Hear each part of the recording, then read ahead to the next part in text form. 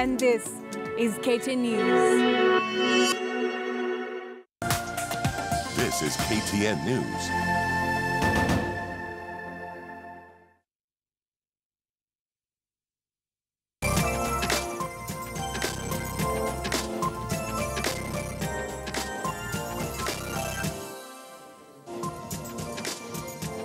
Welcome back to Morning Express. It's now 25 minutes after 6. It's time for the Dawn Debate. And this morning, I'm joined by two ladies, candidates for Women Rep for Nairobi. And that is none other than Esther Passaris and Rachel Shebesh. Ladies, thank you for joining us very bright and early. Thank you. Thank you for the sacrifice. Thank you for inviting us. All right. And remember, you're welcome to participate in this conversation. You can do that via Twitter. We'll also be opening up the phone lines for you to, ask your questions or maybe give us your comments as we continue with this debate. Let me start with you, Rachel Shebesh, as the incumbent Women Rep for Nairobi. Why should you be given another chance? Well, because, number one, we started this journey for Women Rep in 2013, and it is only in 2016 that we were able to convince Parliament and the government to allocate women funds.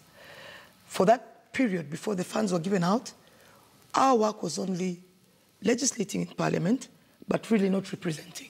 And if you know what the role of a parliamentarian is oversight, legislation, representation. Mm-hmm. Now, Kenyans take representation more seriously than even legislation or oversight, because they want to see you on the ground, and they want to see you working. And if they don't see you working, they assume that you are not doing even the other two. So when we got this little money, which is 7 million per constituency, since then, I have started initiatives on the ground that are seen, that are felt, that are visible, that are changing lives. So I would like to come back another 5 years, because for 3 years I spent lobbying and lobbying for this money that we got.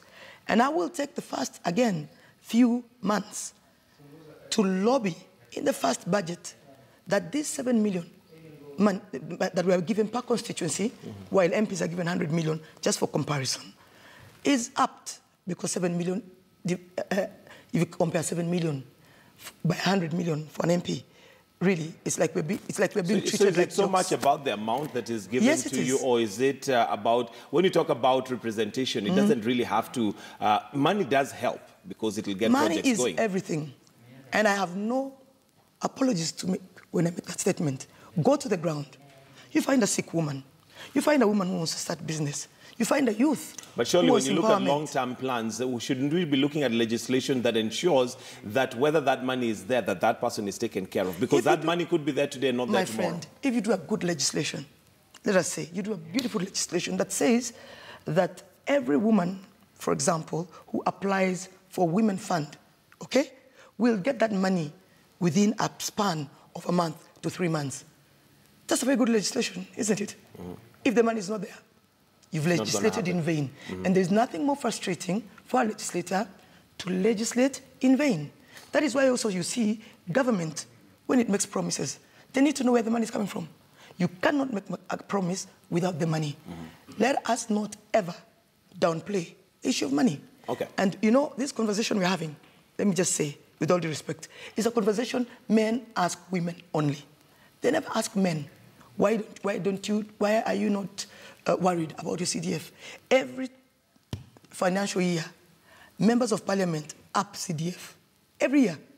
It started at 10 million, it's now at 100 million.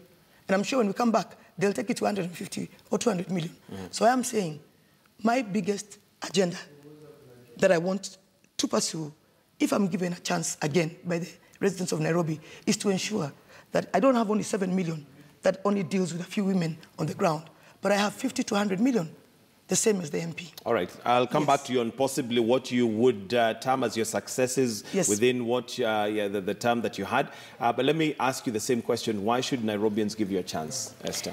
Okay, first of all, one, I managed to raise 500 million from the private sector. You see, Honorable Shebesh here has only got 130 million over the last 2 years. So that's 260 million from the government, all right, to do affirmative action. I raised 500 million and lit up Nairobi. even before I was a legislator. And this is why I feel if I get in there, I can do so much more. But I want to tell you something. My hope and prayer is that we really send Jubilee home. Because if you can see, here is 47 women coming into government. You've got the tyranny of numbers, all right? And you've got a president who does not consider gender an important aspect to tackle. It shouldn't have been the women reps looking for this money. It should have been there. All right? They gave, I mean, if you got the money in 2016, and this is your own government that is there, with the tyranny of numbers, they cannot pass the gender bill. They do not understand and respect the fact that you've got... The gender bill also has opposition, yes, members of parliament. But we don't have the tyranny of numbers. And one of the pledges that we're making as NASA is that the gender bill will be one of the key issues that we're going to try and pass almost immediately. And not only that, to ensure that the woman gets enough funds. The whole idea of having the woman in parliament is to sensitize parliament so that they can actually understand the issues. I mean, last night you have a building that collapsed, all right? You had a woman there last night, a few women, who decided that they're going to go back into their house. 2 days ago, the National Construction Association authority went to condemn the building. All right, they said this building should be condemned, people should come out. This building was actually marked X, but the thing is people were still living in there. It's come down. But what is sad for me is here is this mother with her children who actually wants to go back into the building, and she went back. And she's one of the families that is trapped in there. Majority of them slept outside, but a few of them said, you know what, we're not going to sleep outside with our children. For me, if I'm going to be a woman rep, we will have shelters.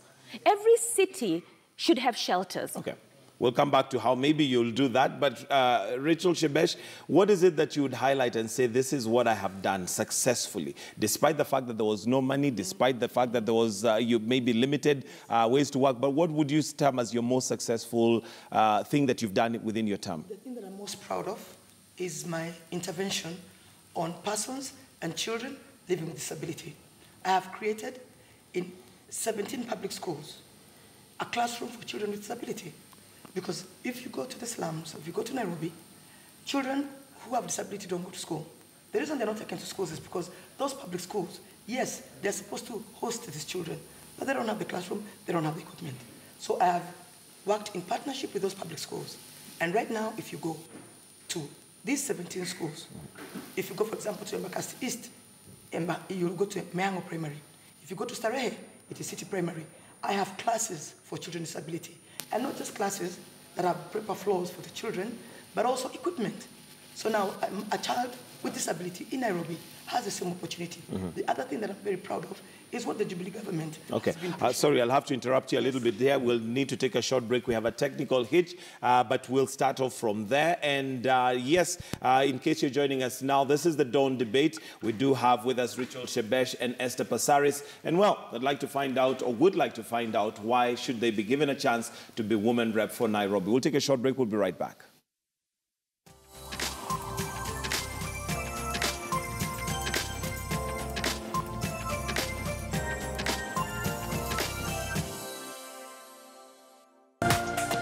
This is KTN News.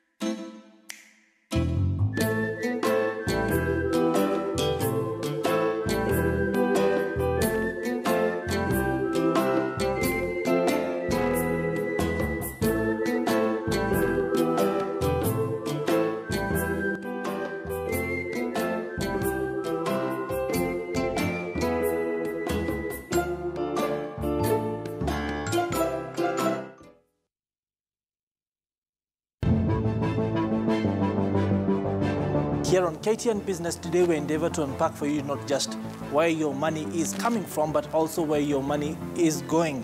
The story as it unfolds, including what's happening in the logistics business, But also unpack the macro and microeconomic factors that are shaping your entire sector. A tax body can be created to curb on illicit financial flows. Catch the very latest with the captains of industry. Trade inside the East African region is now in the neighborhood of 26%. The latest in innovation and technology. We've shipped to 47 countries. And award-winning stories in agribusiness. Where farmers put their resources together is changing lives. Entrepreneurs from this industry still ensure to make tasty and affordable food to meet their customers' needs. And of course, not to forget stories from the Nairobi Securities Exchange. This is the show that gives you the very insights into the world of unique business ventures.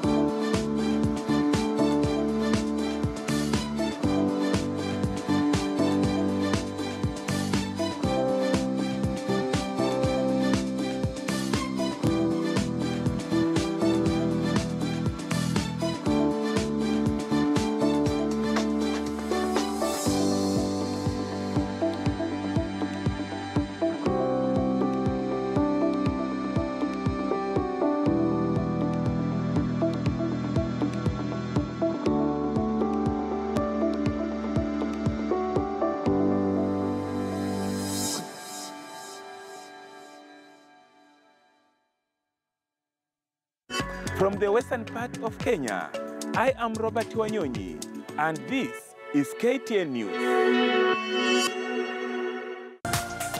This is KTN News.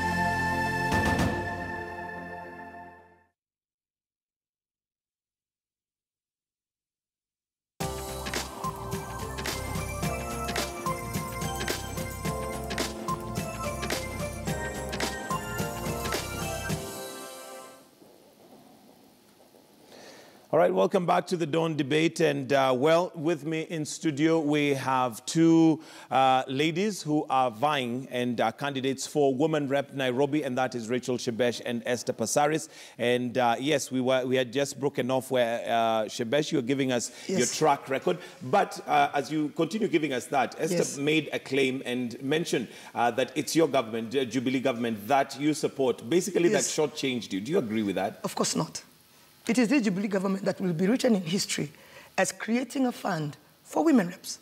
Because it was not... So do you feel that you've had the full support of government so far? Yes, as in fact, by the time the president put his foot down, because, you know, the president cannot interfere with parliament.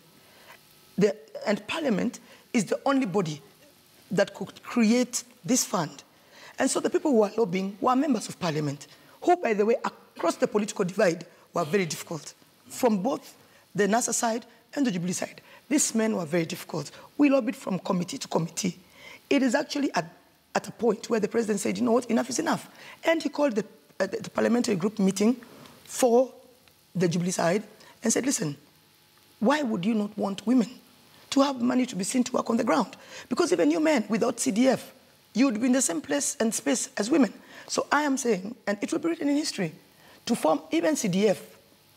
When CDF was formed, it was history-making. So when this Women Rep Fund has been formed, it's history-making. Yes, when we came in, it was not there. The government helped us set up this fund. And I'm telling you, the intervention of the president was one of the key things. So what would you attribute the failure of the two-third gender bill failing? To the men in the House. Both Jubilee and NASA, they know themselves. They even have leaders on both sides who anything that comes on gender, we don't agree.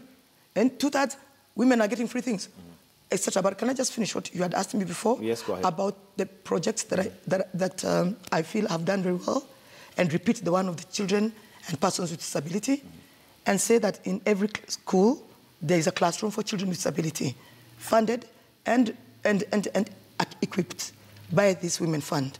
So children with disability can now go to school like the rest of the schools. Secondly, I was telling you about the table banking.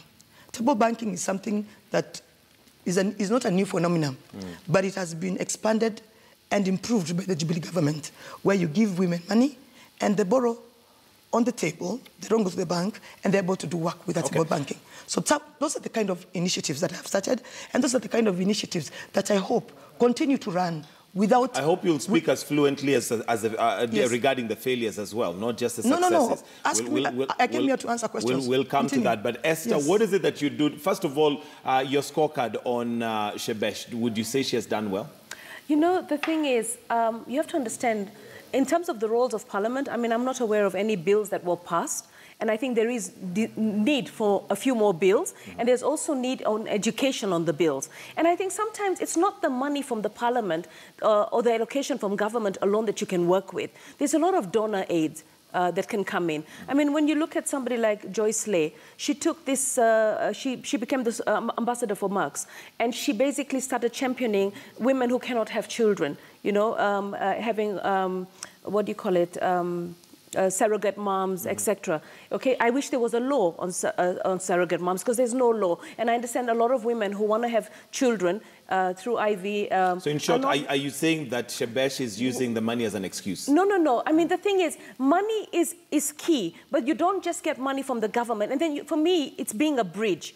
All right, it's being a bridge. Like at an interview about 2-3 months ago, I mentioned that it is really sad to see homes of children that are run by Kenyans that are struggling, all right, without funding. And then on top of it, when a child gets injured there, you actually end up with this child having to pay the bill, the home struggling. NHIF should give all these homes cards. So when I said that, I saw 2-3 weeks later, Shebesh went and gave a few housemaids cards. And now the president has said that he's going to give any woman who gives birth the NHIF card. I haven't given housemaids cards. You gave some cards to the border borders. Okay, for the border borders. NHIF cards. Yeah, NHIF cards. But you see, the thing is, some of these ideas that I have, right? You don't need to have the money in Parliament. And I'm thinking that when you gave those cards, it was from the Affirmative Action Fund. It was partnership, yes, with the Affirmative Action Fund. Okay, Yes, for me, I would actually have a bill that requires NHIF to recognize vulnerable citizens and to provide them with the card. I will also have a bill that says somebody like me and you do not pay the 6,000 to NHIF. We pay a higher premium, because if I pay a premium of about 20,000 instead of 6,000, I actually strengthen NHIF. I also want accountability for NHIF. What are they doing to improve the medical institutions? Some of these funds, NSSF, NHIF, are conduits for corruption. They need proper checks. The NGO Council as well. I feel it's here, you know, deregistering a few NGOs, and then also, I mean, registering a few or supporting a few that are government-related.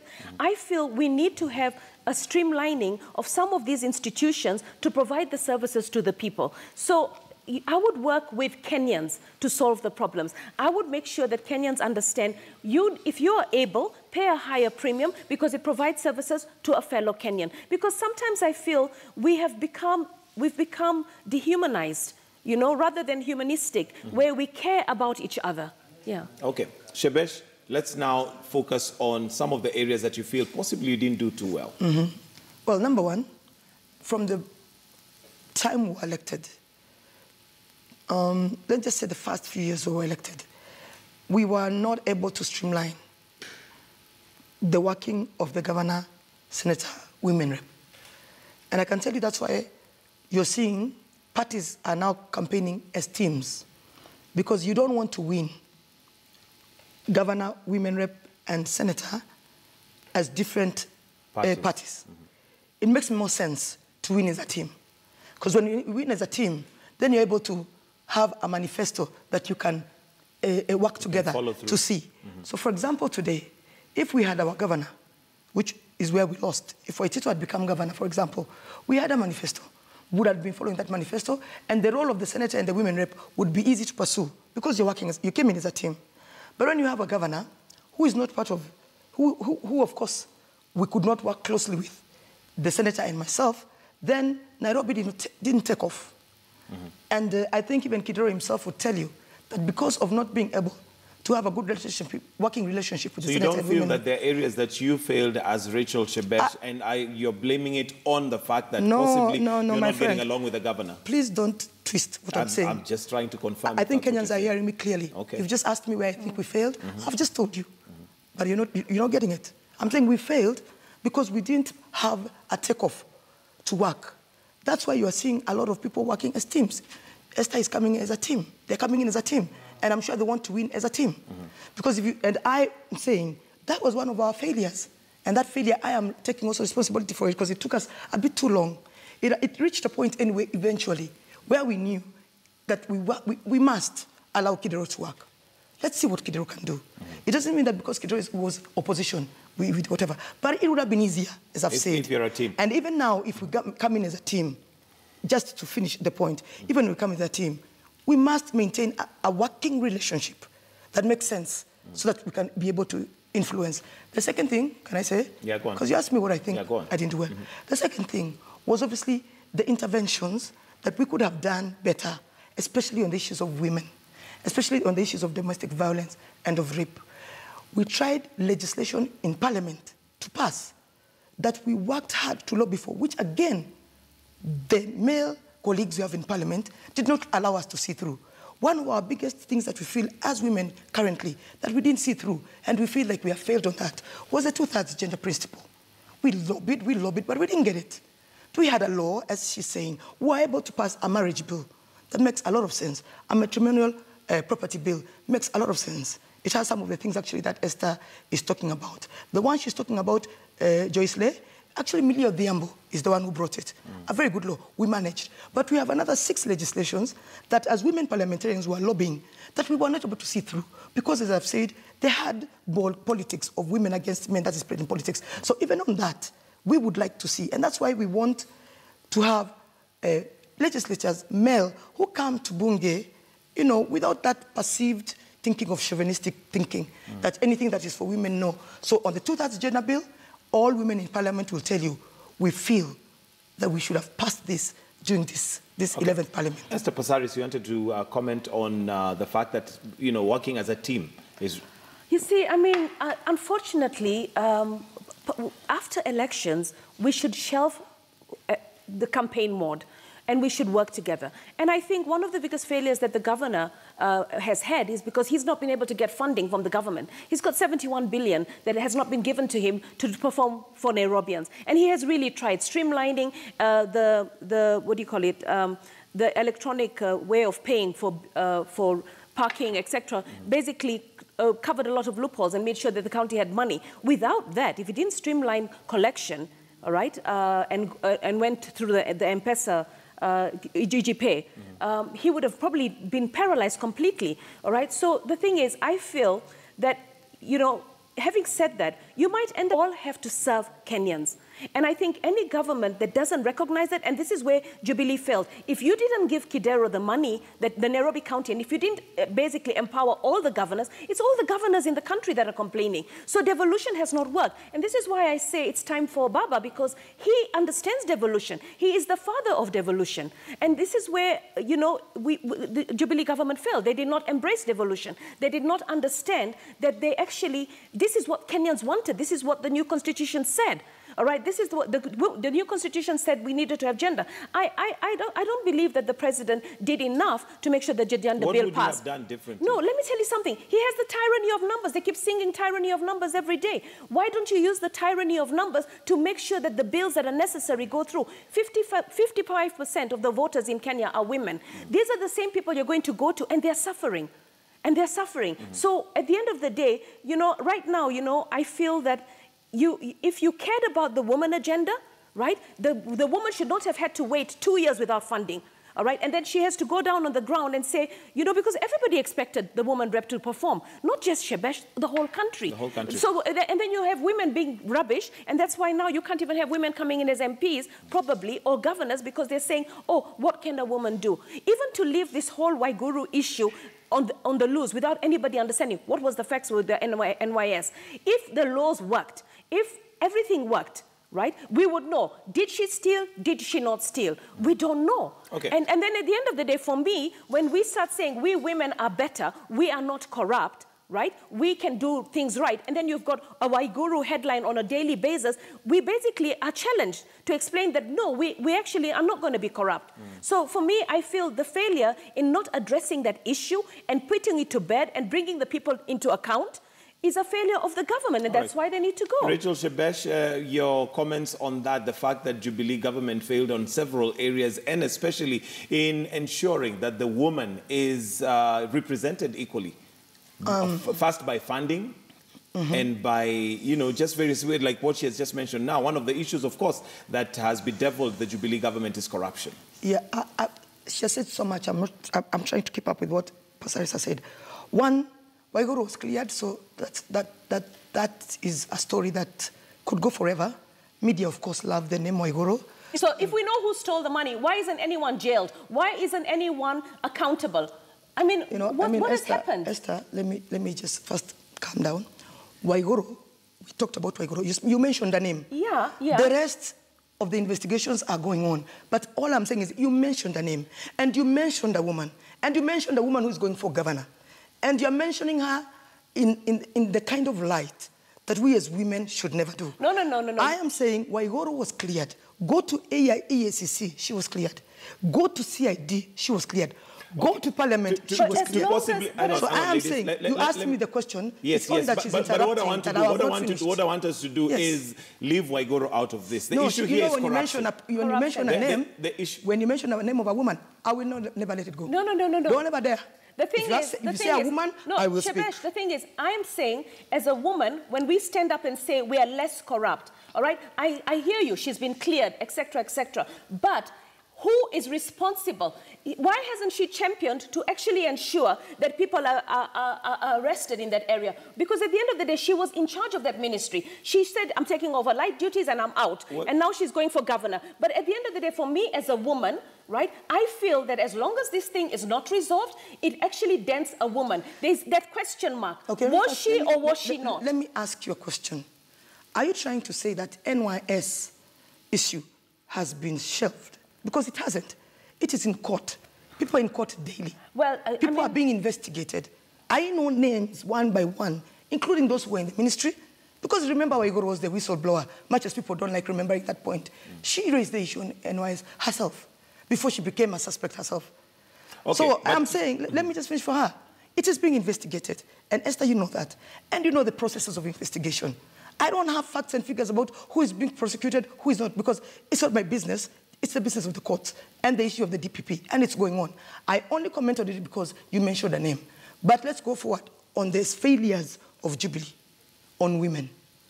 I am repeating, I'm waiting to see, in bated breath, how many candidates NASA has, women candidates. So that you see commitment. Let me tell you what commitment is. Do you empower women, or is it lip service?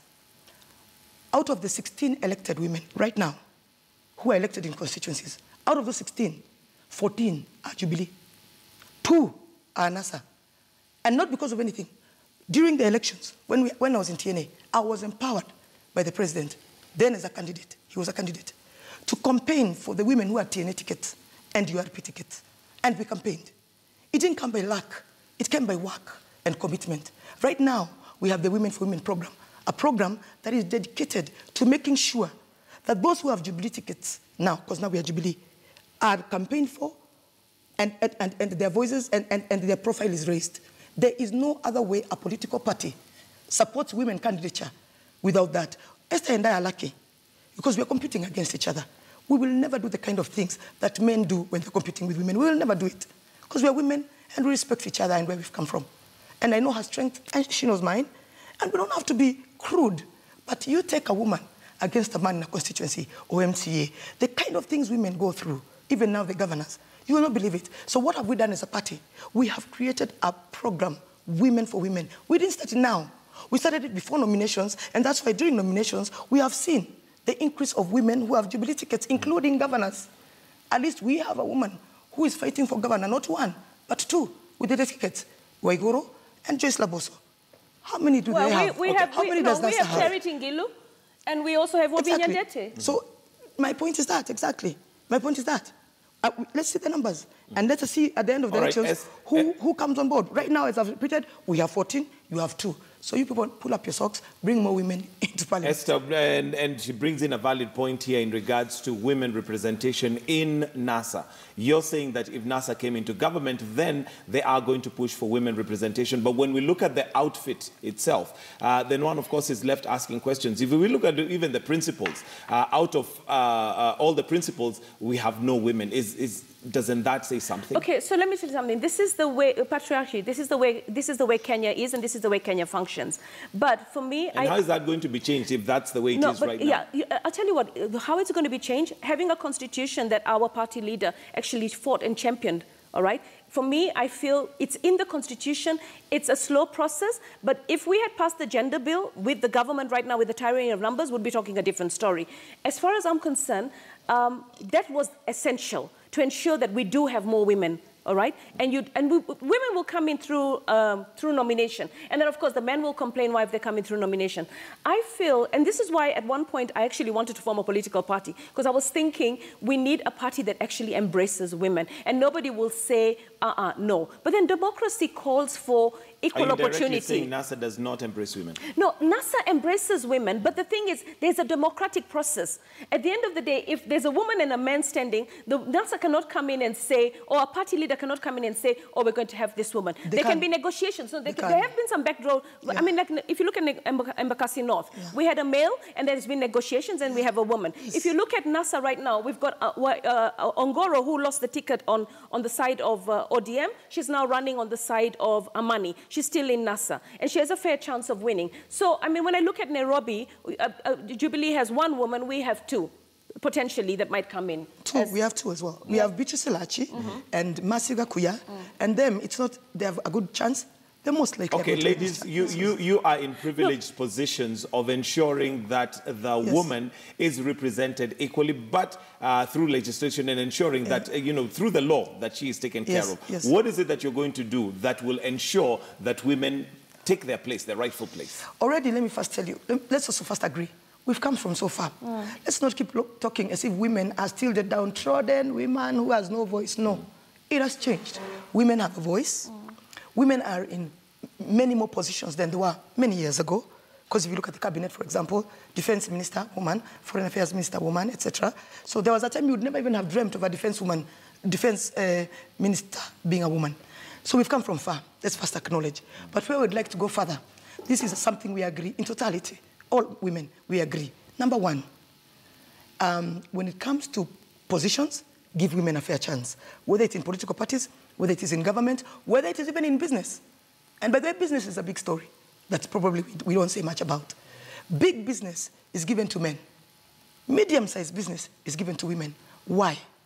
Because there is no difference with this woman. She can still go to the bank with a big business contract. That is why I asked the question, what is it that you as Rachel Shebesh are going to do if you become woman rep for Nairobi? We have already done a lot, and what we are saying is, women, we push the agendas that have started. The positions that we are now, we push it to the next level. I am hoping in the next level to see much more women represented in parliament, within MCAs. But the legislation, let me go back to the legislation. When you have more women in parliament, when you have more voices, without a shadow of a doubt, you have better legislation on the House, and you have more numbers to push. When we were doing the matrimonial bill, for example, do you know men, it was like they were going mad. You couldn't understand. What is wrong with a woman inheriting her husband's property? I mean, you would think that that is not rocket science. Apparently, it's an issue. And so it took so long and so much lobbying. I'm hoping that will change because of attitude, number 1. But when we pass more laws, that gives more empowerment to women. It cannot happen only with tyranny, as Esther is saying. You can have tyranny, but you can have tyranny also of people who don't want a particular issue when you want tyranny on their side. Let me say the difference that I will make in terms of legislation will be to ensure that the remaining legislation that takes care of women is priority, and that we lobby from the beginning as soon as we come in. Because I've told you we have 6 legislations that we feel were very important for us to pass in the 11th Parliament, and we are not able to. and we must make them priority in the 12th. Esther? Okay, I mean, you know, we have a political parties bill where they get funding.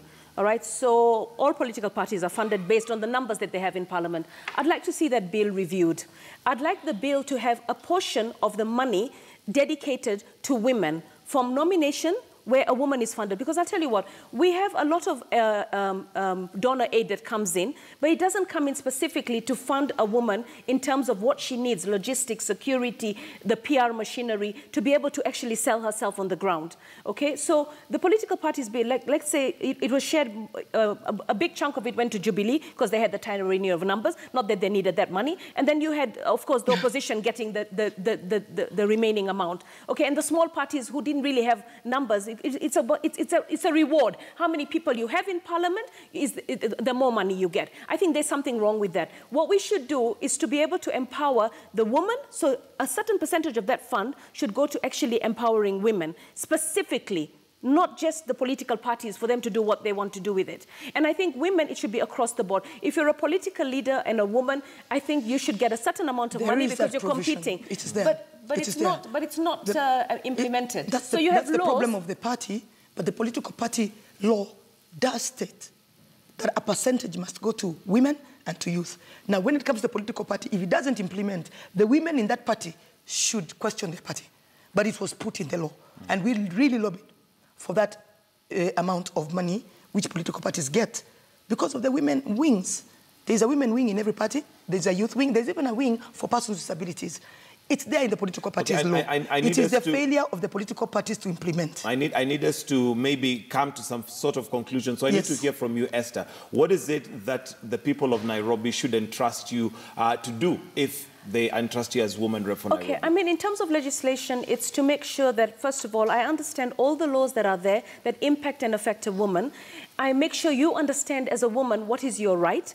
And then also, where the laws have a failure, like in the issue of provision of sanitary towels, there is a law that says we should provide them, they should be duty-free, but every time the finance minister goes into the budget, he doesn't provide a sufficient amount of money for that. He provides more for condoms than he does for sanitary towels. And then also, for me, I think we are a country where there's a majority of people are poor, and we've got a lot of slums. I feel that as Esther, I want to create a fund other than what I'm doing with the fund from the government to be able to actually eliminate slums. I really believe that Nairobi does not deserve to have slums. We've got the best malls in the country, in the world, in Kenya. Now you've got the Two Rivers, you've got the Hub, you've got, Sarit Center. We've actually managed to widen the divide rather than to narrow it between the rich and the poor. So I'd like to see a fund where Kenyans come for Kenyans themselves. I'm not looking at donors. I'm looking at you, me, coming together, $1 million shillings. I wanted to do this. I wanted to actually do this when I went into the slums the first time to light them up. All right? And then I also want to have a law where the government funds the institutions that provide community service. All right? You've got the Women Fund, you've got the Youth Fund. All right? I want to empower Maendeleo ya Wanawake. I hope that if I'm elected the woman representative, I actually get involved with Maendeleo ya Wanawake and revamp that institution completely. So I'm calling on all the members of Maendeleo ya Wanawake, please look at me and vote for me because I want to empower you. I'm a businesswoman. I understand shillings and pennies. I want to make sure that we actually can empower ourselves so that we have our own money. And then there's also the issues of fire. I mean, there was a child that I sent a donation to yesterday because they were trying to bury her and they were struggling. And this is a poor child, a stove. All right, this Mabati house, this woman in Mathare leaves her children and goes to the shop, leaves the stove open. So I want education. I want people to understand that these fires should not happen. The county government, I believe, should have a fire engine in every ward. All right, like this morning when I called Kware to find out, have the people, bulldozers moved in to try and remove the people? We didn't have that. So there's a lot of areas. I will be the bridge between the people and the people. When I say the people, I'm talking about the voters that elect leaders, the very, very poor, vulnerable citizens. I'll be the bridge between you and the institutions that are supposed to serve you. If it's the youth, I will make sure you get the youth fund. I will make sure that we address the challenges. If it's the women fund. Because the money that the government is going to give me, though I want to make sure it's increased, I'm also looking at us. Kenyans, we have to own our problems and come up with joint solutions. Rachel Shebesh, what is it that you're promising the people of Nairobi? Well, That you've already had a chance to do that, possibly. I promise to keep my commitment to the people of Nairobi. I believe the people of Nairobi know me, by the way. And I think they know my strengths, they know my weaknesses, they know what I can do, and they know my potential. I'm listening to Esther, and I sometimes feel a bit of a disjointed argument from what the governor's role is and what the women's role is. And I think because she was going for governor, and she had really prepared for governor, Esther many times is still on governor mode. Because some of the things Esther says are not the roles. And one thing I'm very afraid of every time is to talk about something that's not my role. If it is the role of the governor, let the governor do his work. Our role as women rep is very simple, but very touching. We deal with children, persons with disability, women, youth, and in which way and in which manner? Empowerment. Okay? So when I tell you I do table banking, it means I have 100,000 shillings that I give to a group of women to borrow around themselves. It also means that I have some little money for sports. And I decided to empower, again, the persons with disability to do sitting volleyball and wheelchair basketball. I also have money for youth. And what do? I go to a group on the ground. I tell them, I call them. I go every day to the ground. You know that thing of not going to the ground is said by people in hotels, but go to the ground. There is no way you can be an MP, an MCA, and you walk in the air. You walk in the ground. All the empowerment we have done for youth, and please don't rush me because you give a bit of more time. All the empowerment we've done for youth on the ground, today you'll go and find youth with car washes from this Women Fund. You will find youth who have bought bouncing castles so that they can do business from this. You will find youth in Makongeni, and nested in Makongeni, and in Kibra, with a greenhouse. They have now tomatoes they are selling from the greenhouse, from this Women Fund. It is a fund that can do so much, but how little it is frustrating. That's why I keep telling you, my agenda is to increase this fund, and I will not move from it. And that's what I'm promising Nairobians, to keep the promise. Lastly, I'm also saying, you know me when it comes to fighting for your rights.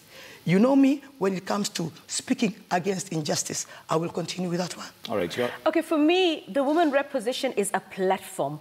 Okay, it's a springboard. It's nothing more than that.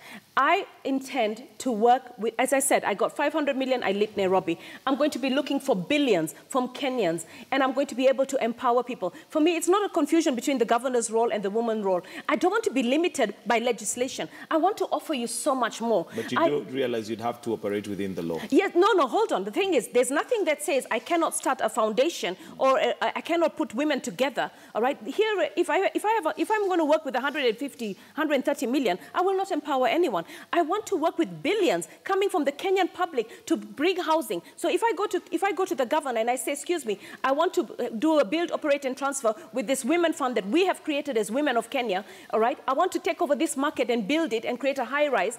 We tender. So for me, I want to actually bring resources together and make visible difference. If I'm not going in there just to sit in parliament and work with 7 million shillings. I'm going to work with billions of shillings coming from the Kenyan population and showing results. I want every woman in this city to actually have a house, because people live in the city and they go home once in a while, but they live in Mabati sheds. I don't want Mabati sheds. So I will work with the government, I will work with the county government, I will work with the private sector, and we will make this visible change, and we will make it profitable. I'll tell you what, maximize benefit for the wananchi, minimize profit. So we do a business as women, and women don't want to do table banking. I want women to do big businesses that we can take to the stock exchange and say, you know what, that business, that company that is building houses in the slums, I am a shareholder, I'm Mama Boga, I pay my 100 shillings, I'm a shareholder. I can see Rachel Shebesh looking at you as though, does that sound like it's realistic? Women don't want table banking? No. Women want table banking like yesterday, because women have done table banking in their own way for years. I only know the name in Kikuyu. I don't know what the name was before. But this table banking we are doing, women have done for years. Chamas. As long as you're in a chama, yes. Yeah, but I'm creating a national chama. I'm creating a national chama to deal with the problems. You know, it's not a debate between the two of us. It's you say your point, and then I say mine. You see this table banking? It's the thing women want. Women love it. It's huge. It's changing lives. It's changing the way women are doing their business. When you are in that table banking group and you sell mitumba, for example, you can now buy a bale rather than going to buy camera. Because let me tell you, that I've told you, Esther is really on governor mode.